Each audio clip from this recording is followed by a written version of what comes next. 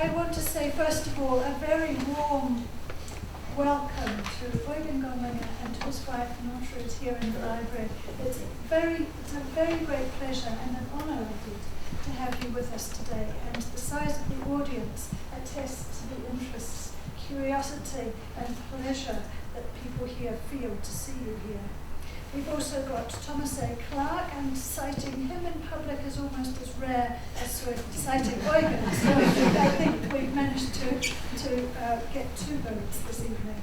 It's very appropriate, as I've said, to have them at the Scottish Poetry Library, where the collection is becoming increasingly strong in this area of concrete poetry. We have the Edwin Morgan archive of printed work here, and we have Edwin's wonderful donation of Ian Hamilton Finley's work, and Julie Johnston, our librarian, is carefully building that collection for us. We have Tom's work as well. And I want to thank her particularly for her work in bringing this evening together, and the University of Derby and the Research Group for Artist Publications who've sponsored the tour. We're a library with a Scottish accent, but we work in an international context, and so this is a wonderful meeting of the two, of Scotland and that international context. And I know that it's because you recognise the international importance of Eugen Gomringer's role in placing text in the visual realm that you're here tonight. And it's an enormous pleasure for us to hear Eugen in conversation with Tom Clarke. Will you give him a very warm welcome?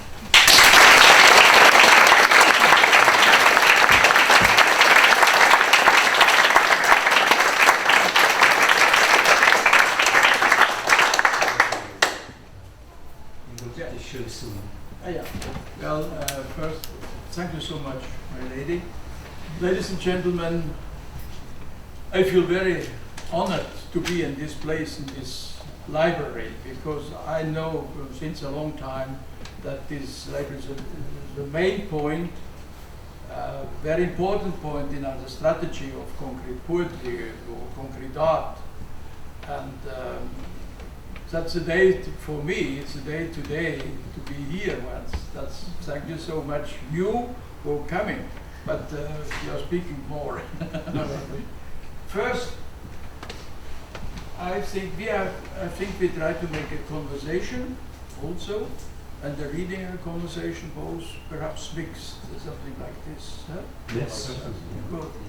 But at the beginning, you know, the different colleagues and masters of concrete poetry, they have different influence, and they came from different bases. They have a different basis, each one.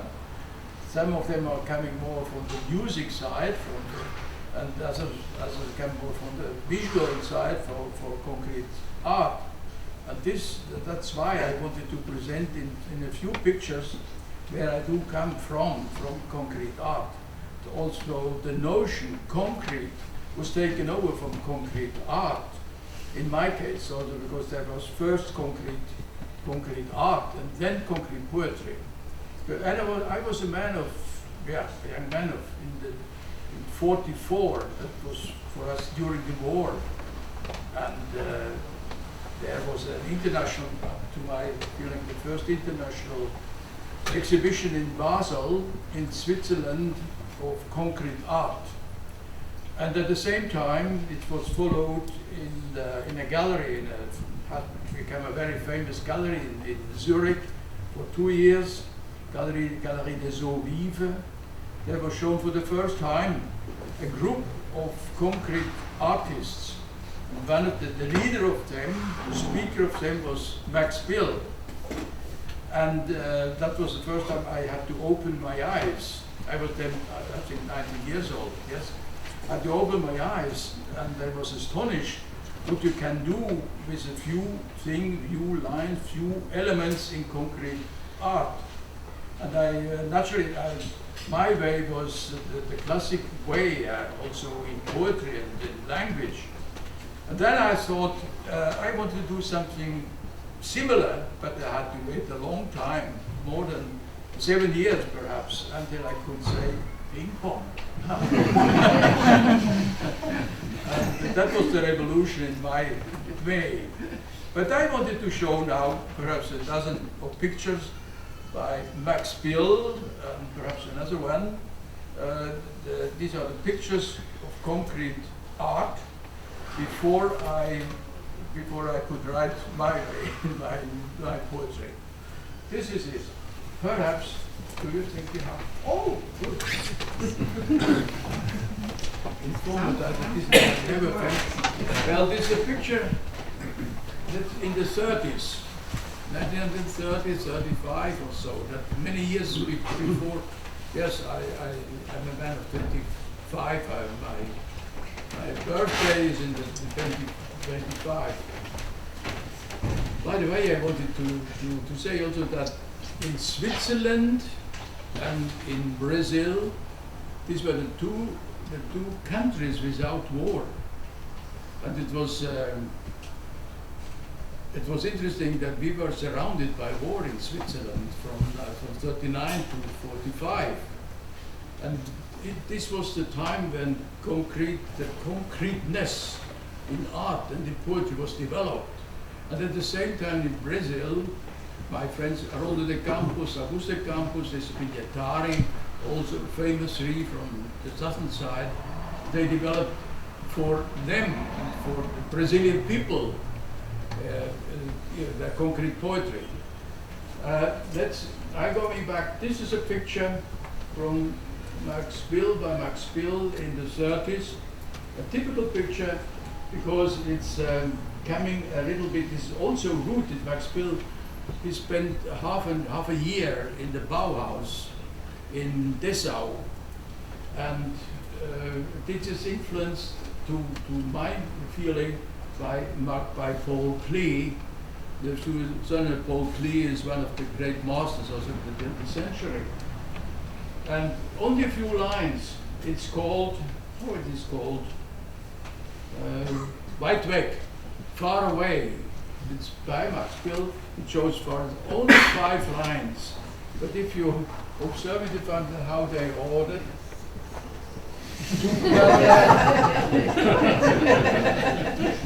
Parallel to like this, and so this make it's.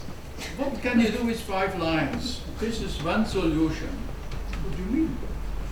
I see 6 lines. Perhaps I have There's to 6. see a doctor. 1, 2. Oh, there is one. That's right. 5, 6. She's always right. Not always, but minute points. 6 lines. How they can, because the next is a progression 5 squares. Okay. Well, remember, few lines, 6 lines, and a young man showing this, seeing this in a gallery and thinking, what can I do in my medium with so few elements? This was the question about. Please.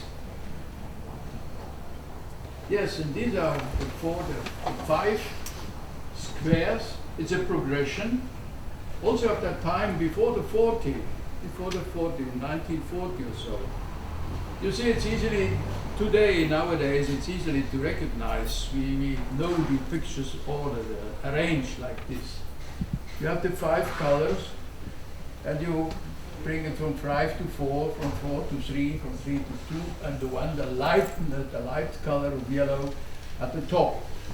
It's also the development of a few colors, please. Or another, this is the horizontal vertical 42, but before 44 it's 42. Also, you can analyze it today. It's no question to analyze it in diagonal pieces, horizontal and vertical all together. It's a very clear construction.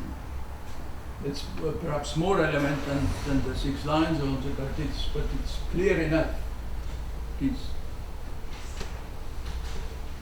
And then only in 38 already, Max Bill had the idea to make a theme, variations, a theme with variations. And the theme was given by these lines. And you see in the midst there is perhaps a triangle, an open triangle. And one of the triangle line that doesn't close it, but it goes on in a square, and from the square the fifth and fifth and the sixth and the seventh. And so this is a theme. What can you do with such a theme? It was given us in 38. That was really very early for this kind of producing art. Yes. But that one of the variations. Now it's quite clear, but that the triangle is the base of the inner nucleus. Good. And there are 30 equal elements in this way, arranged in this way. You could change it, you could make another sculpture of it. But it exists today also. So once again, few elements to play with them to make something that you can acceptable sculpture. You can think it more, you can think it to enlarge it if you want it, but always with the 30 elements. And now we're into a certain point. Already before 44, or just at the time it started, Max Bill made the discovery of the Möbiusche Band, the German mathematician of the 19th century, the Möbiusche Band. It's a theme, also a theme in mathematics. The Möbiusche Band, perhaps it's well known to you, I don't know, but let me explain. Möbiusche Band exists. You have a ribbon that you take a scissor and cut it through. Then you take one end, turn it, and put it together again. So then you have a ribbon without an end and without the beginning. The beginning and the end is always the same at the same. You have inner side and outside together in one. So that's very unnaturally. If you discover these ones in the mathematics, an artist, you think, how can I use it? That's a wonderful idea for a new sculpture. Yeah. And this is a picture of a sculpture by Max Bill. You see it's going in and outside together, and it's a marvelous sculpture. And this is the cube in wood. This cube is standing before our institute in Real, where we are living. And since 10, 11 years, we have an institute. My wife, Maya, and the son. We all these 3 persons, and for institute EFG. How we called? IKKP. IKKP, oh yes. Institute for Constructive Art and Concrete Poetry. The 2 Ks are concrete art, constructive art and concrete poetry. And the symbol for us, for our thinking and our philosophy, is this cube. And this is Max Bill sitting on his work, on his old sculpture. But not with us. This was in Switzerland. Because this is an extreme point, I think, is such a cube, and also the beginning. And many artists also in America in the 60s, they started anew from the square and from the cube. Minimal art, for instance, Donald Judd has to do something with that. And that was developed. This is this sculpture is the nucleus for a whole generation of sculptures made in this way, but sometimes made in stone. And we like it very much that you can sit on it. Also before our house, young mothers with their children, they wanted to sit down, and that's. I think it's accepted as an object for use, for general use also. I don't tell the people, mind, you're an important thing, what you are, what you will see here. No, it can be used in this way. Yes, thank you. And this another picture by McBain as a sculpture, an object by McBain in marble, showing a little bit the same as this theme, the variation of the theme. You have starting from 1 to 22. The title is 22 holes. It's starting in the midst, if you want. Then you have 1 point and together with the second 2 points. From these 2 going to the 3. 1 is always one element of the next group, going to the 7 and altogether 22. That's perhaps also thinking like the Möbius Chaban, the way going around. So, good. And this perhaps the last picture I wanted to show to introduce the whole. It's oh yes, Rui. Yes, silently, the title of that. Silently, the title. You have a few lines, you see, straight lines, vertical, and 2 groups horizontal. And Maxwell thought this is silent. This is the expression of silence. Good. I think that will do. Yes, ladies and gentlemen, that's what for me the influence. They influenced me when I saw that in a gallery, in this gallery in Zurich. And what was the answer? The answer was, as I said, at the moment I don't know, could we go on? We could go on, but No, but the poetry. Oh, yes. Yeah. I do it I wouldn't like to explain all these pictures. They are also the concrete, but this is another lecture. It was the lecture for the school, that's for university in your case. Yes. These are friends of mine of our days, of my days now today. 3 languages together, 3 pictures in one, the structure, and again some variations of a theme from Max Bill, and this was the answer. Could you go? Let's go back. Thank you. The Marseillese.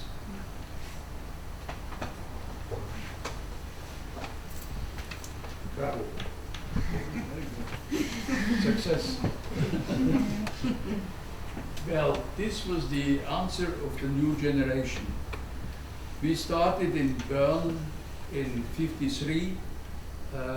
Peter Roth, a well-known artist in Europe, and Marcel Wies, this one, and me.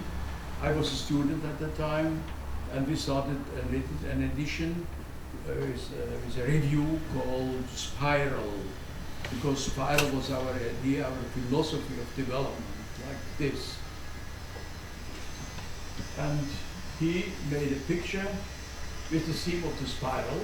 He started with that you need an element, and you need the order, the spiral order.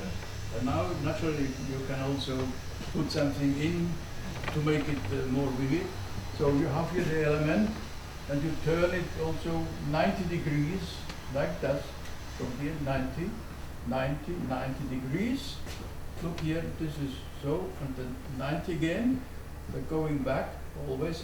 At the end, you stay here again in the same way as at the beginning. That to say, a picture has its method, is made by a method, and if the method is fulfilled, then you have the picture is complete.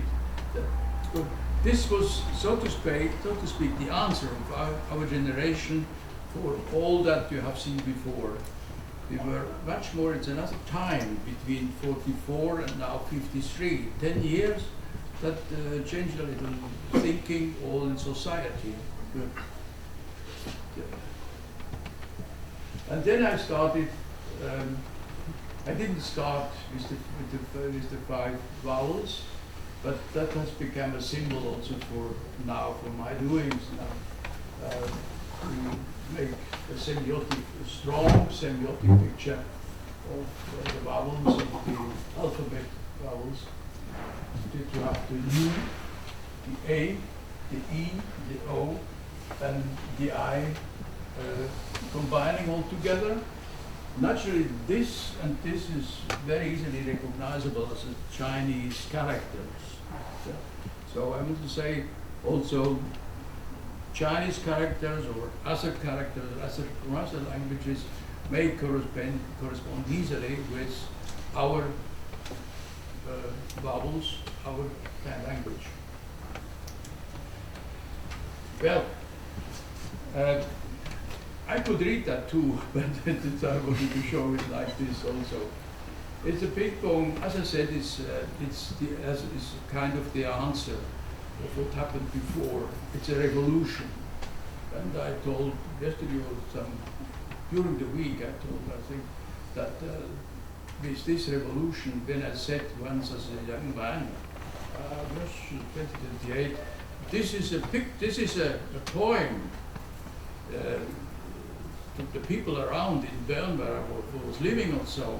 You can imagine that it wasn't accepted.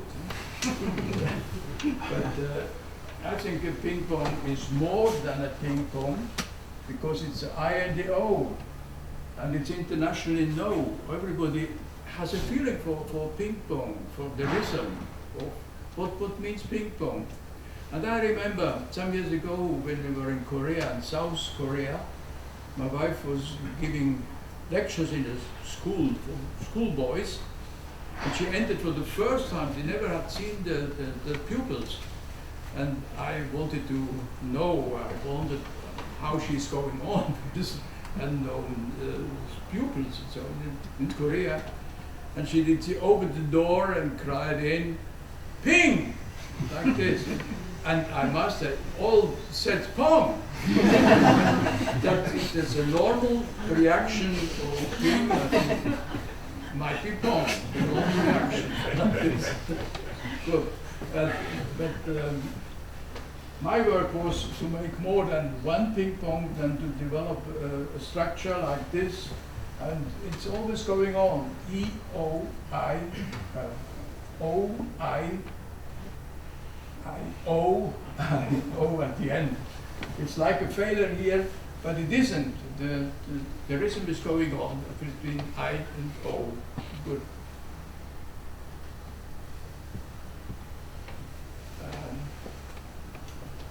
Would you like now to ask me?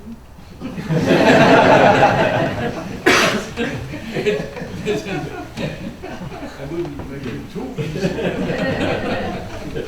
I was enjoying that. Yes, thank you. We can stop that, or Just shall we leave it there?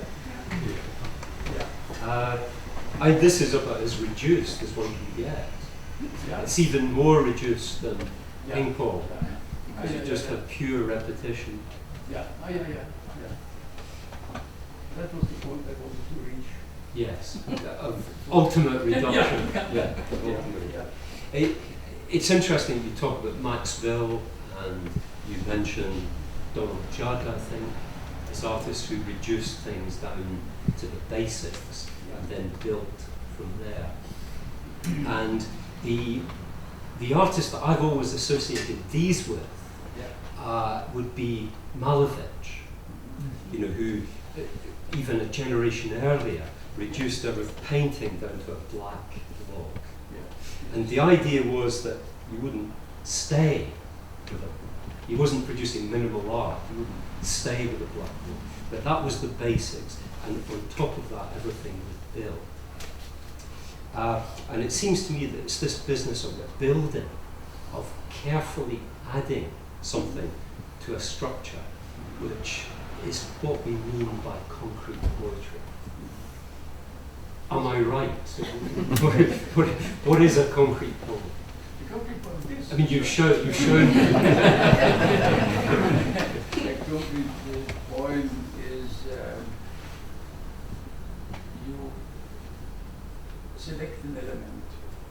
because you select the word. In my case, it's a word. As a poet, other poets has thinner things than a word.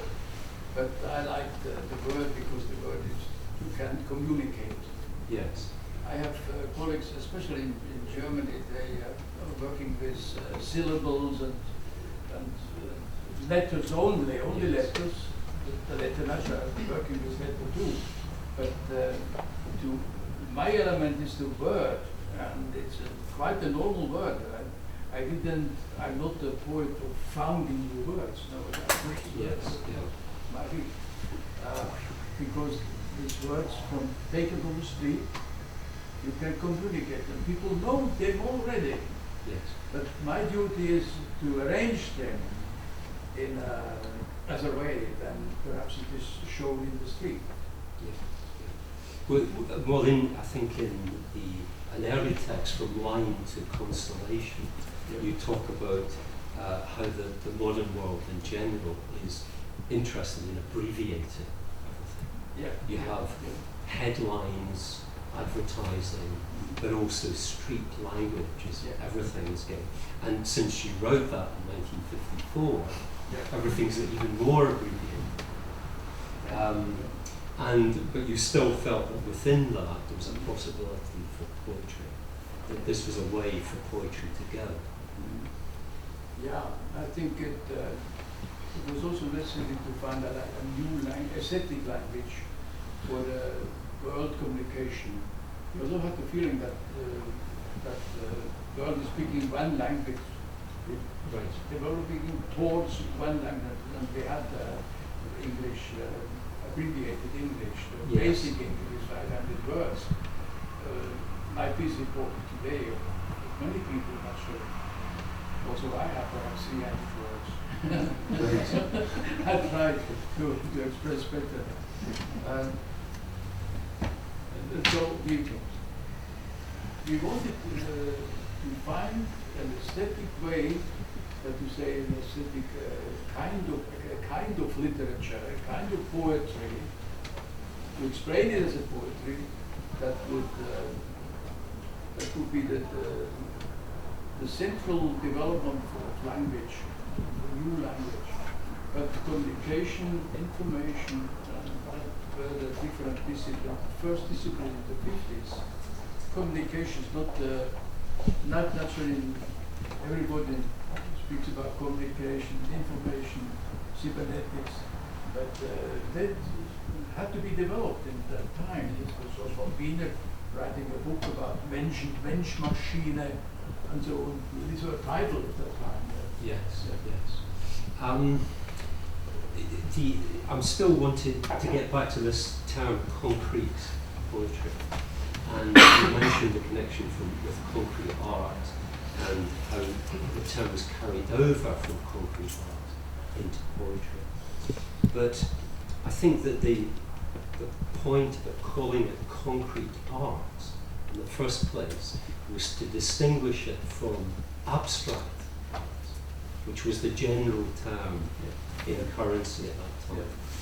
And the distinction was that this was not these new ideas in painting, where they were not abstract ideas, they were not about something other than themselves. They were concrete things in themselves. And so that was the distinction. Very trying to sit and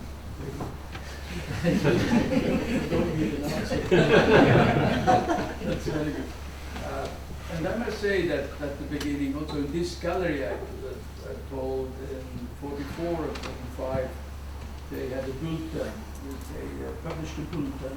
And the bulletin was called with the title Abstract Concrete. Yes. So at the beginning of the concrete people, they knew that there is something abstract also existing.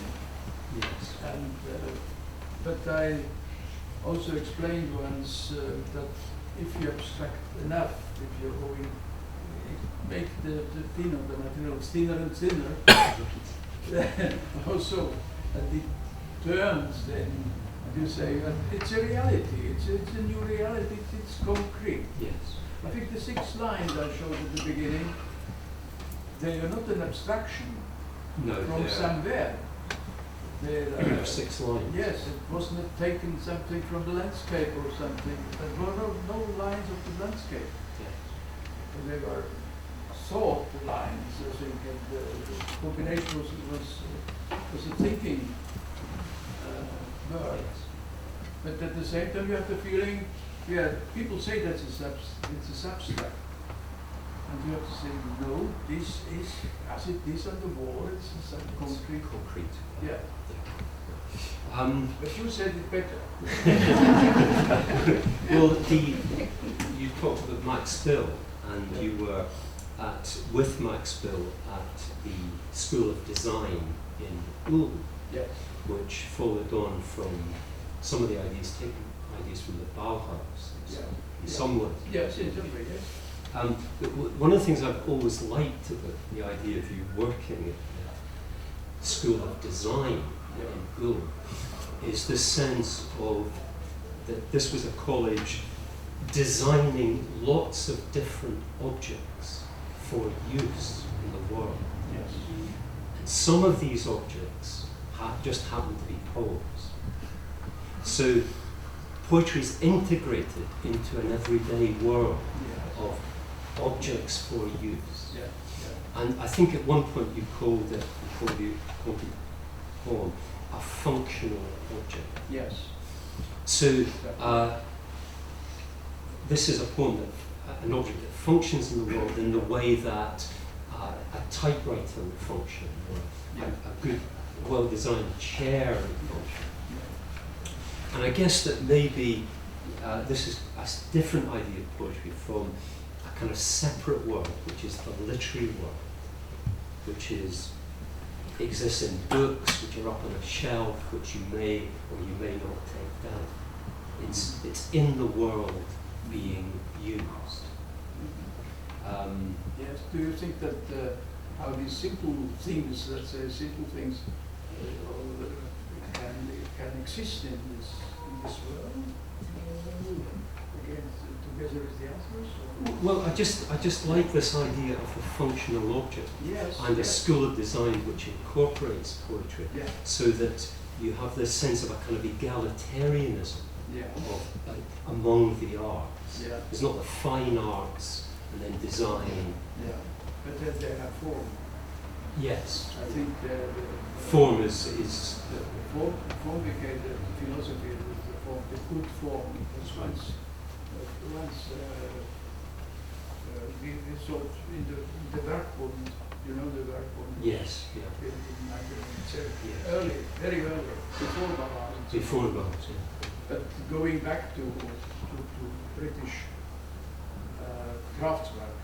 Yes, yeah, yeah. With the arts and crafts. Craftswork in England. But, Look at but what you're saying is just really interesting. So what unites all these different functional objects is just the importance of form. yeah. Form is the egalitarian. Yes, yes. But then it became a philosophy of form. But that wasn't the critical point. Because if the point leaves the function, but then came about the famous word that's Johnson in the United States, form follows function. Yes, yeah? yes. And that, 10 years later they say function follows form. Perhaps also in use, perhaps. I must say sometimes why not? Form, function follows form. But then the opposite is also true, yeah. Yeah. Another way that I like to think about that is that you worked with Max Bill, I think at least on 2 books. Is that right? 2 or 3 books with Max Bill? Of your own books? I think you made 2 books with Max Bill of poetry. Is it 1 book? No, a book of your own poetry, designed by Max Bill. With right. Yes. A few lines. Yes. Together with poems. Well, it's very beautiful book, at least the one I know, and with kind of classic Swiss typography. And one of the things that I find intriguing about that book is that the design element isn't decoration. It's not something added. It's as if it were integral to the whole book and to everything in the book.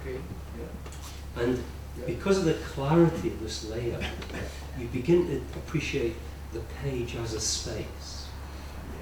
And you understand that every letter form that's placed on the page begins to shift the space, to limit it, but also to open up possibilities.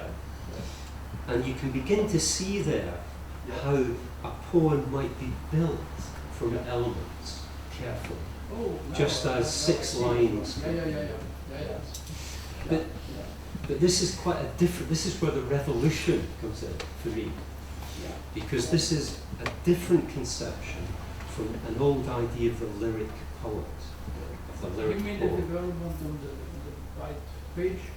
Yes, To yes. find the structure for Well, the idea of building a poem piece by piece. The old idea of a lyric poem is that everything exists already in the poet, and it's simply expressed. So the poem is an expression of inner feeling or inner But ideas. at the beginning, I worked also like this. I had Yes. an expression myself, a feeling that it wasn't the feeling of the older poetry, of Rilke or Stefan Georgi, No, or that wasn't the same feeling. It was really a new feeling, but corresponding more to the time. But the form was also an expression form. I mean, perhaps use that just to give you an impression how I started before this, the beautiful things came.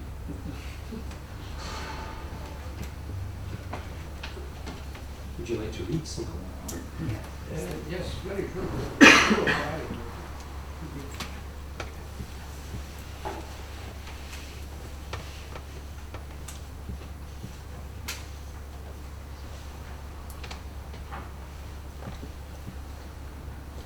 For instance, to lock oneself in and to fence oneself off. That was an idea, the starting point. To construct the center and to grow in it. To split the center up and to grow into segments. To stay in one segment and to become transparent. To lock oneself in and to fence oneself off. So to get transparent, that is the short way in thinking 4 stations. Yes, right. Yeah.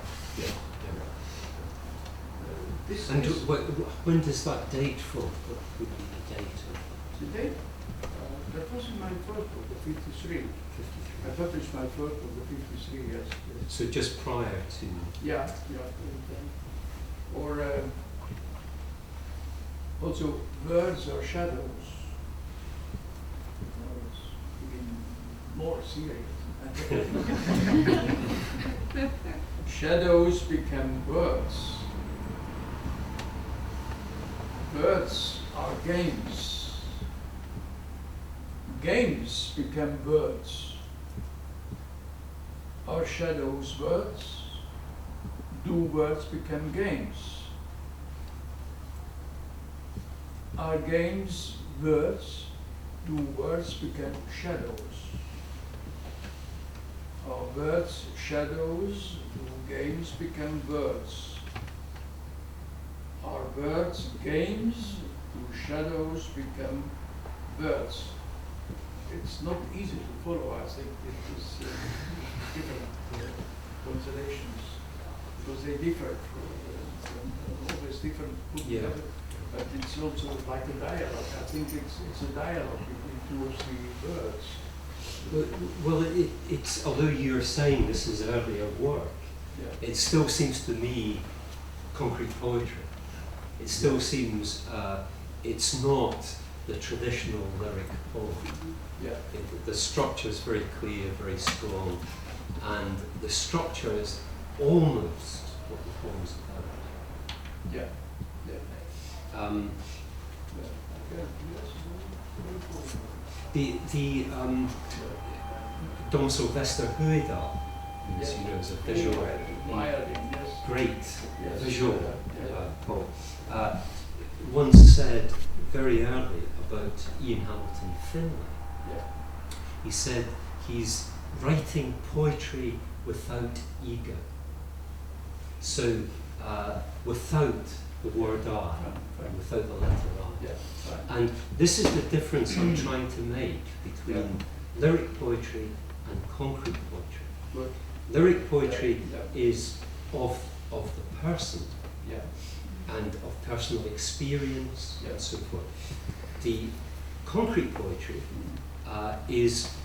relates to language. Yeah. So it's impersonal, it's without the I, Yeah. but it draws on all the experience contained in Yes. language, Yeah. which is much greater actually Did than you the fix I. that? Did you fix that also? I hope so. Only this evening. You must fix it to give it to the library. Very good set. We were writing all the hundreds poets of concrete poetry. Everybody wrote a lot. Yes. I wrote 5 manifestos Right. and so on. But at the same time, we have forgotten something also about the details.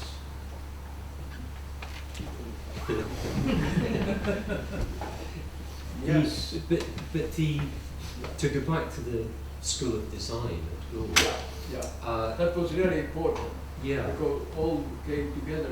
The Brazilian came. really. So they came and visited. Yeah. This no only this Vignatari. He was so to sit as the missionary. Mm.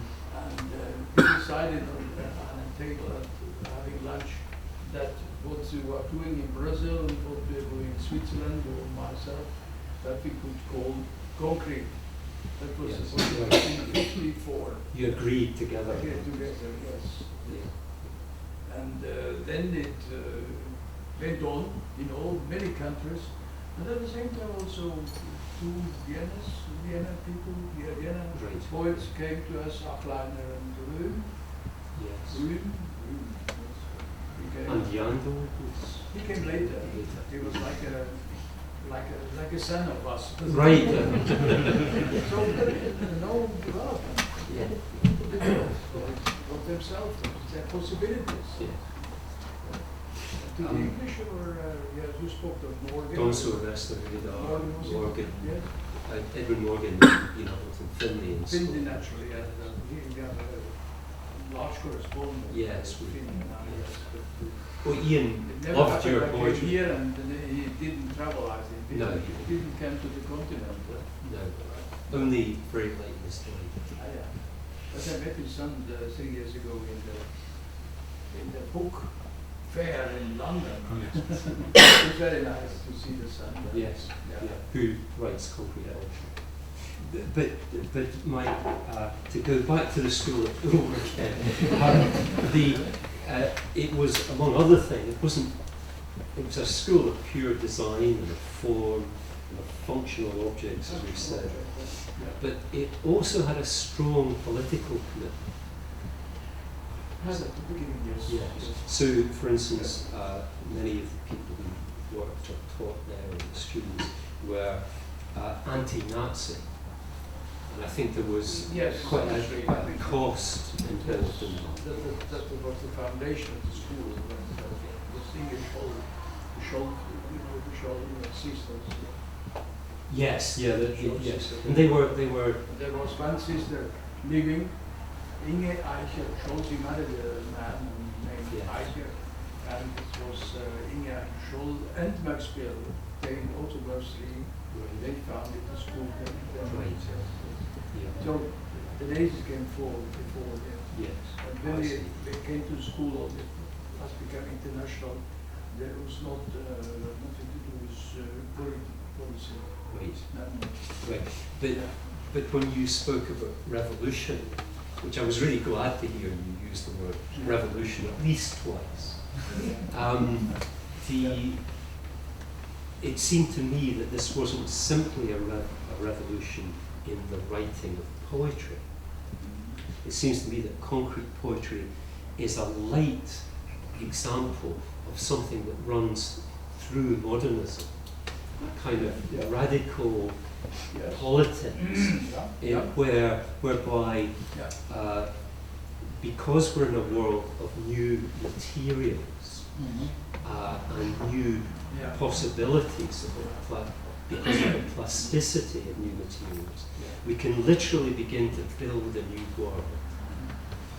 And because at the same time painting and the visual arts have dispensed with mimesis, with the mirroring of external reality, they can also begin to create rather than simply mirror. And so concrete poetry is always part of the revolution of concrete poetry for me. Has been this notion that we are building a new poetry and that is part of a new possibility of the modern world. And I think that I'll put with it, I'm glad.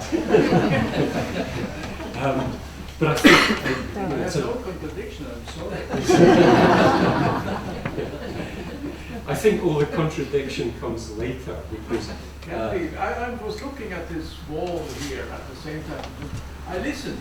At the same time I saw these different kind of walls, the bricks and perhaps something concrete between, and the windows are different. And only in this small Ausschnitt you have some so different types of buildings, how to make a building. Here is a classic column. Yeah, a little remnant of that. And so it, because you spoke of the material, the inside. I thought, yes, there you have a picture all the time of this difference of possibilities. Yes. But I made the distinction earlier between the lyric poem and the concrete poem. Yeah. And another. Let's stay here. That's very good. So, another way to put that might be between the idea of writing and the idea of making. And in Finlay, for instance, always talked about making poems rather than writing.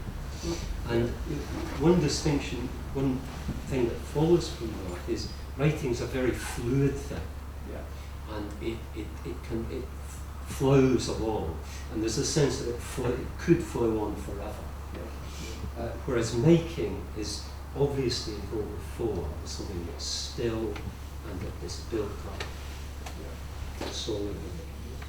Like a handicraft or something. Yes, exactly. What a type of handicraft, or the design. Yes, yes.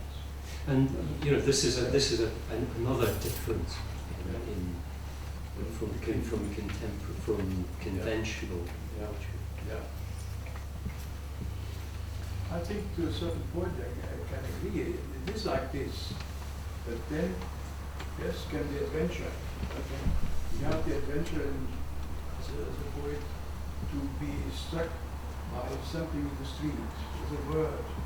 Keywords, you find keywords, and so on. The development there you develop something. So you don't think,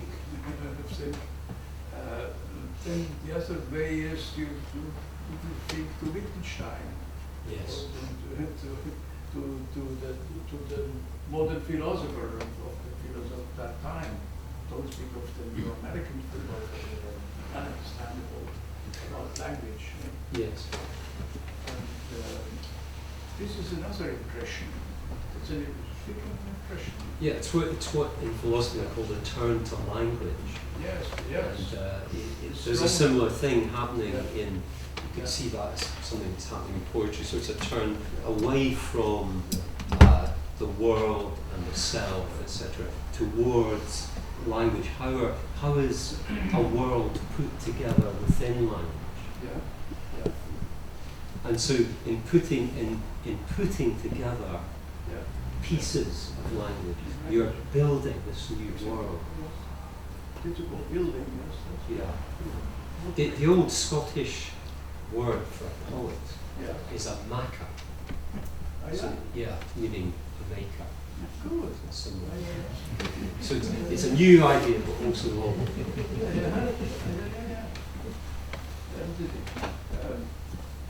Let me Would say you what, like- what we are doing else in Ulm. Yes. Perhaps also because from Ulm started a new world too. How to say, new wireless apparatus and so on. Yes, yeah. New schools or something. So it was a very practical world in Ulm. The methods were studied. People surrounding us, they're spinning. Yeah. In a way that's was true naturally. But we also had very early contact with industry. That was very important. Yes. And for instance, there was a man like Rosenthal, Philip Rosenthal. Yes. And the Yeah. founder Ceramic. and now the son of the founder of Rosenthal China. And he also was interested in what happened in this Ulm school from the firm. This became interesting because the firms were supporting us. Several firms, Really? small firms and so on. And They supported the design school. yes, Right. yes, yeah. And then I left Ulm after 4 or 5 years. I left Maxfield too. Right. From Maxfield was from 53 to 57 and I to 58. And but we were taken from the industry, all of them, yes. And I went, after some years, I went to the Philip Rosenthal, to the China production in Franconia in Bavaria. That's why I'm living in Bavaria now. Yes. I stood there. In the meantime, I was 15 years in the Academy of Art in Düsseldorf. But I always was a man of China, of this development. And Rosenthal wanted to work with me, to collaborate, to find collaboration with famous artists. Because we were selecting names. Yes. Not young people. There must be names for our clients around. And one of them was Henry Moore. I visited him many years. And yes, I made this contact. So did he make cups with holes in them? And I was accepted. That was the point I was accepted because I had a book of poems. Really? They knew me perhaps as a young man of poetry and also with a book of poetry. That was also Sensible people. Yes.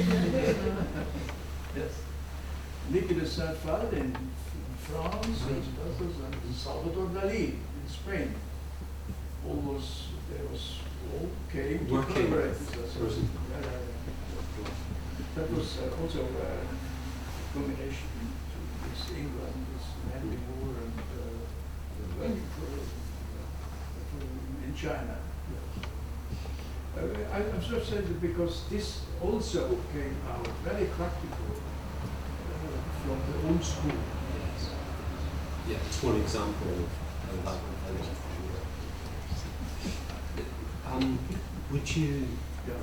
Would you read something? Would you like to read some more? Some more poems? And maybe if you read something, then we could open the discussion up. My voice. This is the same book. Listen, this is perhaps another thing. When I was meditating about words and shadows, and the same book, I I wrote about the idea of Chicago, of a modern town, from the vertical and horizontal structures like this.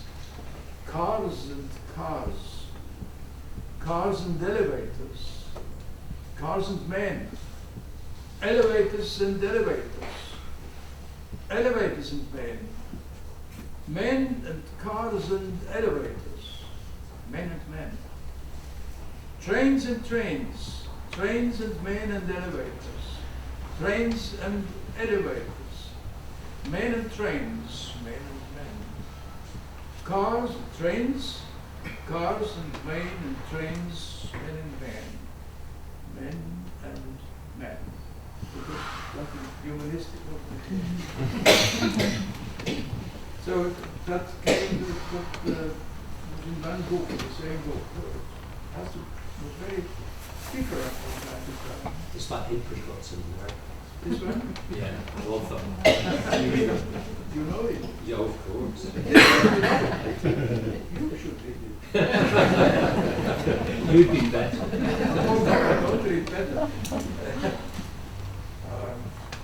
I must explain that that was Ulm time in the 53, 54. And Ulm was an American military garrison. And there were very young Americans were around us, the GI, the noble GI. And they came from Oklahoma, I don't know, from Utah, or from a little, not direct from the west, from the east. And they also were looking very friendly and a little all the same. For instance, Americans and apricots, so they look. American apricots, apricot Americans, apricots and Americans. So it was very short, but I wanted to. That's all there is to say. But at the same time, I find another thing more meditative, more subtle. Mist, mountain, butterfly. Mountain, butterfly, mist. Butterfly meets mountain. I wanted just to make the difference between mist, and meets. It should be read to the utmost.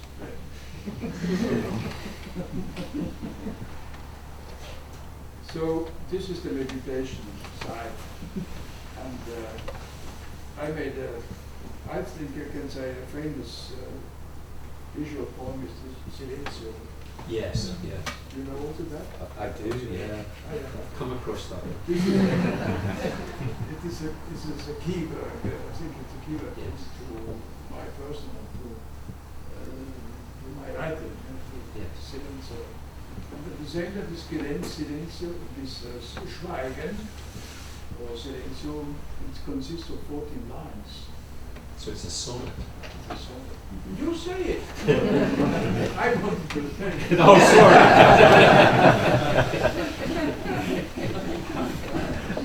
You know, did you count it? I didn't know it. Because now the sonnet has become, since 3 years, my new work. Oh, really? I'm writing 60 sonnets in this last year. And many people say, oh, what's going on from a poet or very arts uncle, or concrete poetry. I don't leave concrete poetry, but I'm interested in writing some discipline in a disciplined way of other experience, and those I can state with concrete poetry. Yes. I think it's that. And at the same time, I make the experience with some habits from the sisters here, very open and silent way, without ornament. So you see, they belong also to my. I learned from them again what I wanted to know what I knew before also. But the constellation, your original idea, was made up of single words. So instead of following down the page, yes, the possibility was to spread out within the space of the page. One of the things that's very beautiful about that for me is that if you have a poem that runs down the page, then it ultimately has a narrative form. And the reader is led by the hand through the poem. Whereas with a constellation, the reader has to decide for himself or herself to make the relations. So the reader is brought into the poem as a co-creator, as it were. But it's always seemed to me that the fact that the constellations are single words, that the single words are not essential to the constellation idea. That there may be phrases, or indeed there may be whole areas of discourse which are unconnected or not part of the So the structure is the important. And also the constellation consists always of two words at least. Yes. And I very often explain that if you have two things, you can read them from left to right, but like a palindrome, you can read them from right to left. So it's a dialogue. If you have two things, it's a bingo. It's eternal dialogue. It's a dialogue and in inversion, and it becomes a question. If you have two words and to put them the other way around, I think you have a question. They ask themselves. Yes. This is what I like very much in this writing, concrete, small form. Yes. Small form. You also described it as a play area. I forget the complete phrase. But naturally, my reader should be a man with imagination also, and to get imagination, to make something for himself with a few words. The constellation. Maybe at this point, can we open it up for some questions? First, I wanted to ask you if I could read the sonnet in German. And it's translated, they are translated into English, but you certainly notice my English is not for the Scottish ones. At least not. You're much more interested in how you are speaking, and that's what I was thinking. I wanted to say in German, why sonnets? Sonnet. May I read it in German? Of course, yes, please. Es heißt, wir seien eines ganzen Teile. Es heißt, wir seien unteilbare Ganze. Es heißt, wir seien eins mit Tier und Pflanze. Es heißt, wir seien unterwegs wie Pfeile. Es heißt, wir strebten nach dem End im Glanze. Es heißt, wir hätten wenig Zeit und Weile. Es heißt, wir täuschten uns im fernen Heile. Es heißt, wir wagten uns an die Substanze. Es heißt, wir schrieben weiter in Sonetten und würden allertiefste Fragen meiden. Was wir jedoch in 14 Verse betten, ist fraglos auch nicht unbescheiden. Es ist, was täglich wir hinüberretten, aus dem Verlust, den beide wir erleiden. I'm a moralist. Sounds good. And perhaps Zen, because George was interested by sonnets, and Zen is also a solution. Einfach mal sitzen und vom Tun ablassen. zu spüren, wie der Frühling unbestellt, ringsum verändert die noch stumme Welt. Das Gras, wie es wächst, ist immer nicht zu fassen. Das Wasser ist nicht Fläche, die gefällt, dass Gänse spiegeln sich und niederlassen. Nur als Geschehen ist es aufzufassen, wenn alles ohne Absicht sich verhält. Wie Weisheit gern im Winzig offenbart, so predigt sie die alte Kiefer dort. Doch plötzlich stört hinein die Gegenwart, ein wilder Vogel hüpft von Ort zu Ort, sein Schrei ist jedem Wesen aufgespart, der Wahrheit Botschaft hält sich nicht ans Wort. That to say, the Wahrheit Botschaft hält sich nicht ans Wort. What does that mean? That means, oh yes, perhaps after a glass of wine we could speak also about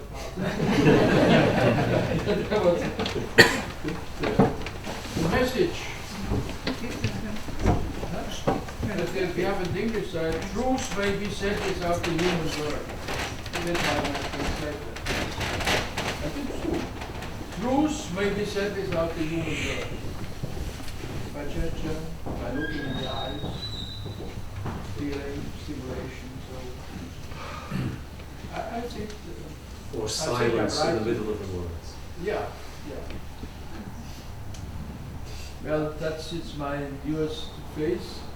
I think I've written 60 sonnets. 60. 60. Three books, yes. Yeah. Well, thank you for reading them. In German. But it's perhaps better, it's my voice in German and then It's good to hear them. yeah. Would anybody else like to contribute to that conversation? Any questions?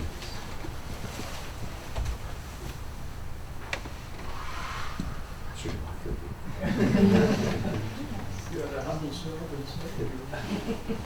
David. I've got one very simple question about the status of your concrete poems. So for instance, we were talking about ping pong earlier on, and it has a very fixed mood on the page. It's very solid. It's obviously it's a built thing, as you described. Yeah.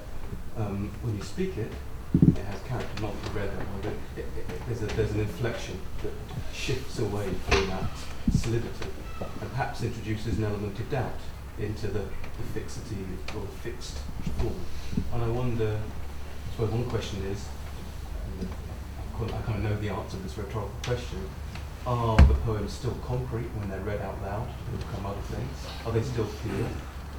What do you observe in the change between the typeset, carefully made and managed thing and the spoken, temporal thing?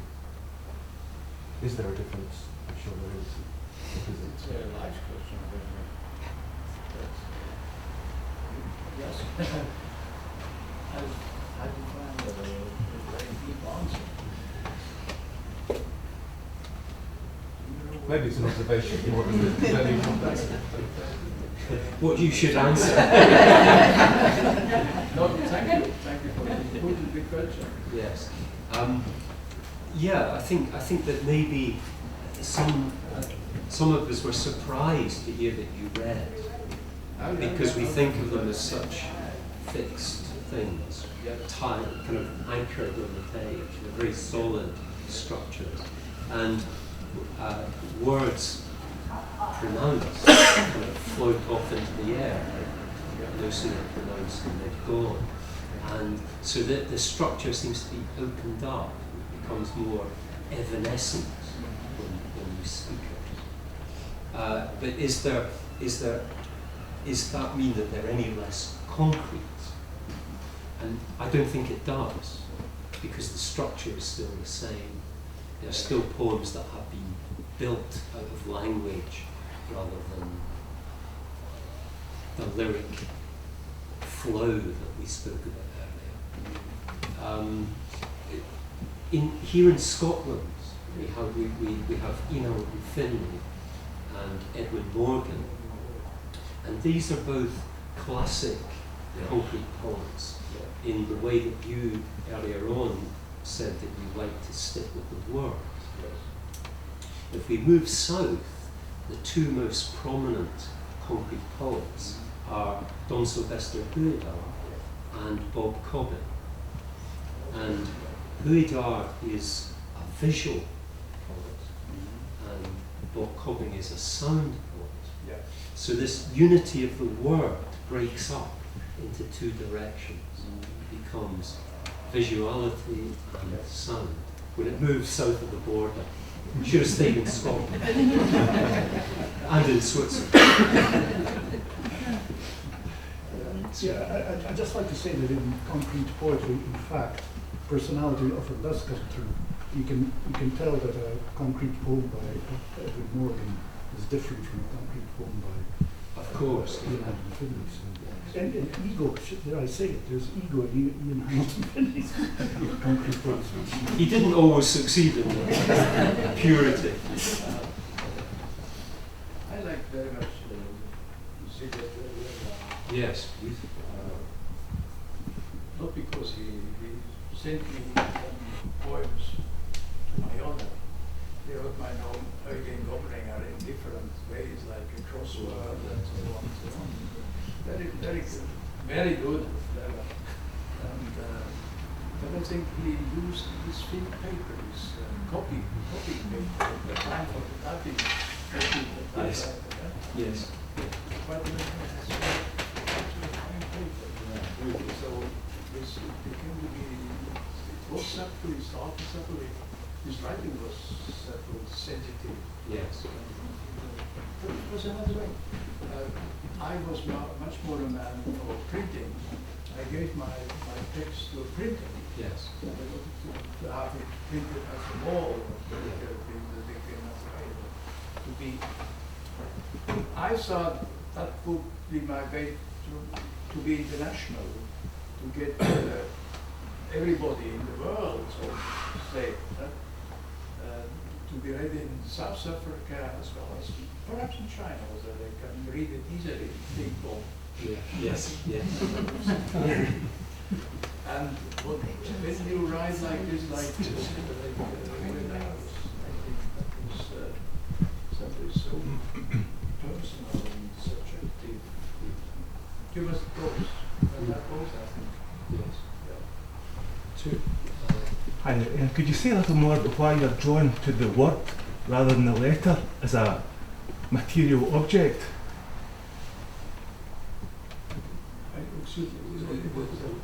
Why are you drawn to words rather than to letter forms, for instance? Yeah. Well, good question. As I know, it's a question of discussed. As I said, perhaps I came to words and stay with words because they are already known. Also, the words in my poetry, everybody knows these words. I didn't find new words, very rarely. And so I think I can, if I say men and men and cars and cars, I'm speaking to everybody and everybody understands it. But if I split it up to make this finer size of two letters, I also use letters. There are some examples with letters, bound and wind. Also nice, but that's for another reader. For another reader.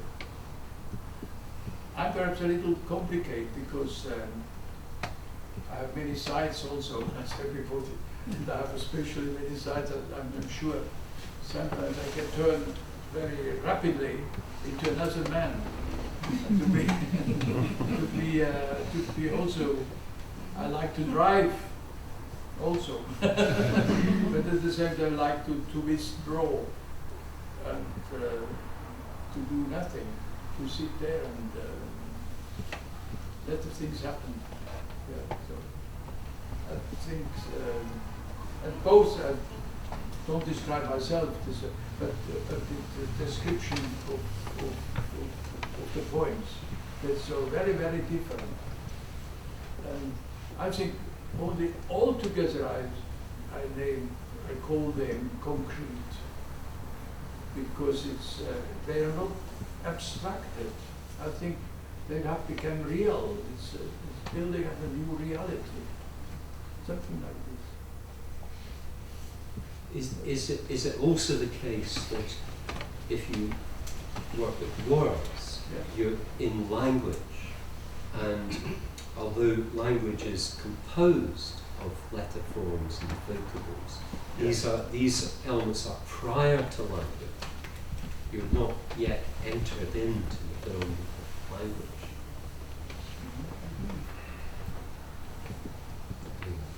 Sorry, at the back, yeah.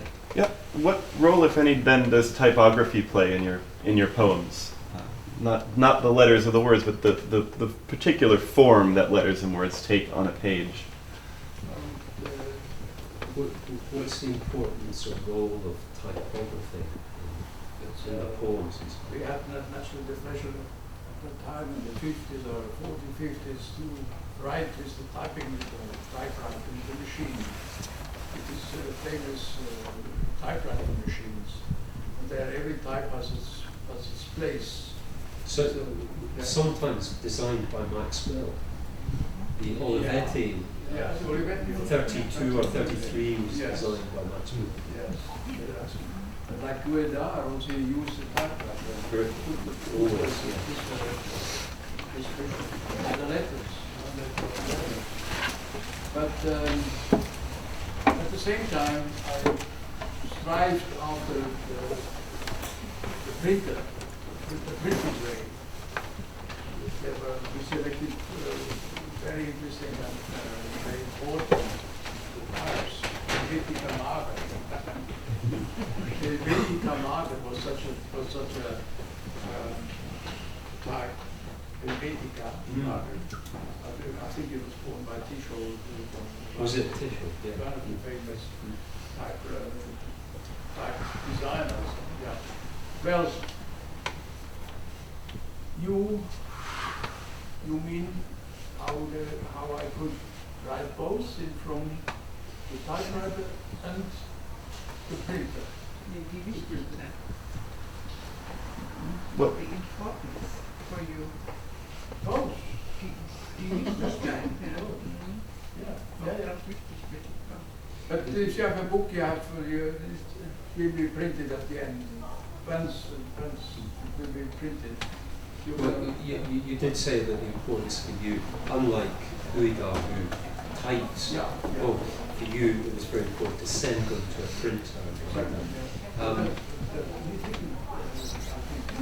Not often, they were just but when you sent it off to a printer,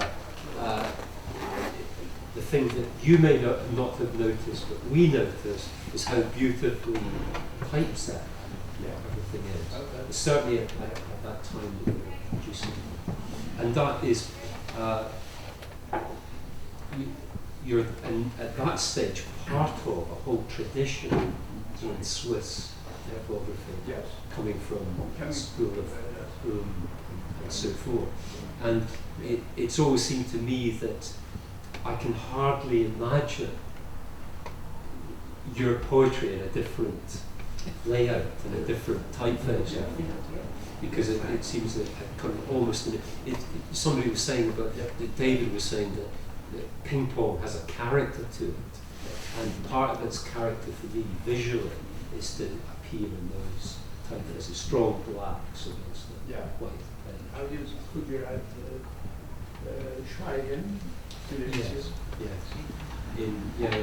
Well, of course one could, but if you were to change the typeface, then somehow the intonation of the silence would change. It's interesting. Okay, Stephen. Just interesting to note that. Hello. I was looking at No, I thought it's interesting to note with that. When you published Edwin Morgan in your series of Concreta Poesia, of course you used typewriter type, didn't you? And typewriter type having the same interval for every letter meant that somebody like Klaus Bremer used typewriter type as well, whereas nearly always you use the differential sizes of type, as in ping pong, that one letter is not the same as another letter. Yeah.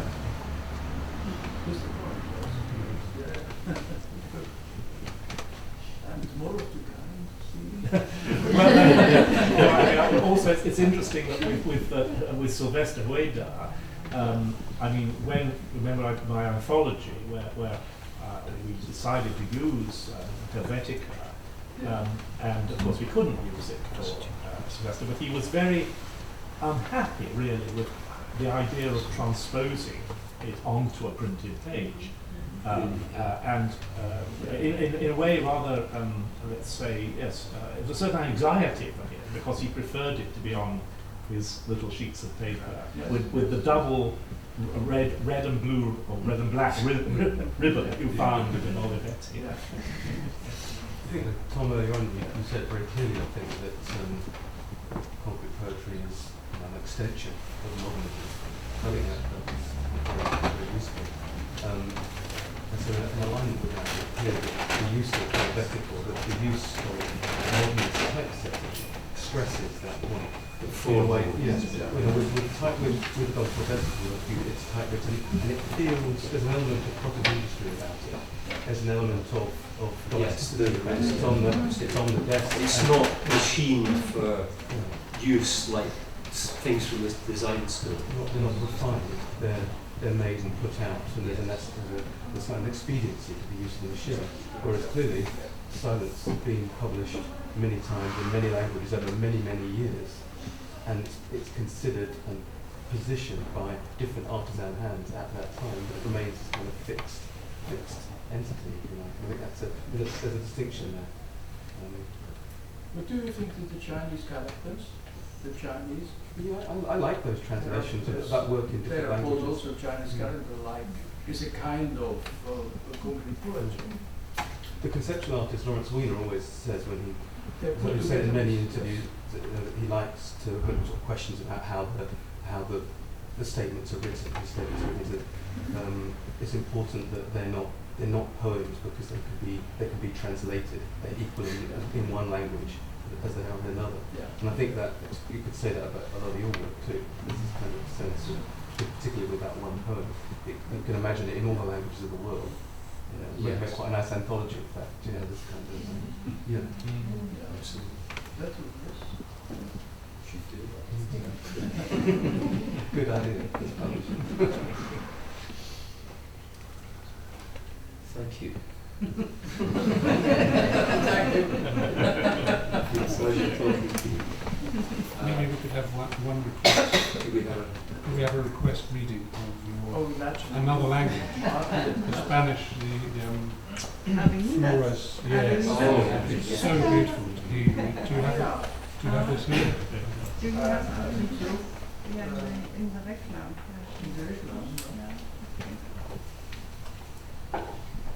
Even I don't write a book, a good book.